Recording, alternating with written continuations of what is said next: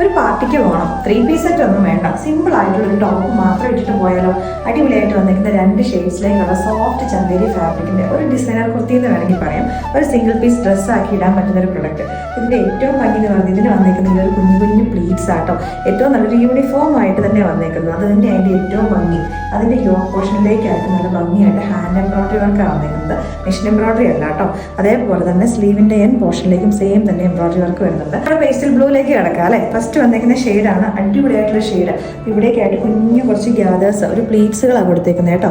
നല്ല ബ്യൂട്ടിഫുൾ ആയിട്ട് വന്നേക്കുന്ന ഒരു പാറ്റേൺ ആണ്. അങ്ങനെ ആരുടെയും കളക്ഷനിൽ ഇല്ലാത്തൊരു ഷെയ്ഡായിരിക്കും പേസ്റ്റൽ ബ്ലൂ. നമ്മൾ ചിലപ്പോൾ വീഡിയോക്കകത്ത് കാണുന്ന കളറിനെക്കാട്ടിലൊക്കെ വീഡിയോ എടുത്ത് കഴിയുമ്പോൾ പലപ്പോഴും പേസ്റ്റൽ ബ്ലൂവും ടീൽ ബ്ലൂ ഒക്കെ ഇതിനകത്ത് കളറിനകത്ത് ഡിഫറൻസ് വരാറുണ്ട്.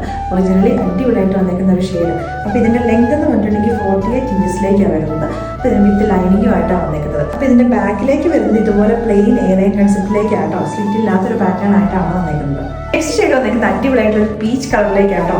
ഇതിന് കോമ്പിനേഷൻ ആയിട്ട് വന്നേക്കുന്ന മെറൂൺ ആൻഡ് ഒരു ഗ്രീൻ കളറിലേക്കാണ് ത്രെഡ് എംബ്രോയിഡറി ഹാൻഡ് എംബ്രോയിഡറി വന്നേക്കുന്നത് കേട്ടോ. സ്ലീവിലേക്ക് ലൈനിങ് യൂസ് ചെയ്തിട്ടില്ല. സ്ലീവിന്റെ ഈ ഒരു എൻ പോർഷനിലേക്കായിട്ടും സെയിം തന്നെ ആ ഒരു ഹാൻഡ് വർക്ക് തന്നെ വരുന്നുണ്ട്. ഇടാൻ വേണ്ടിയിട്ടാണ് നല്ല കംഫർട്ടബിൾ, നല്ല ഒതുങ്ങി കിടക്കുന്ന ഒരു വിസ്കസ് നേച്ചറിലേക്കായി ഒരു മൽച്ചന്തേരി ഫാബ്രിക് വരുമ്പോൾ നല്ല ബ്യൂട്ടിഫുൾ ആയിട്ട് വന്നിരിക്കുന്ന പാറ്റേണുമാണ്.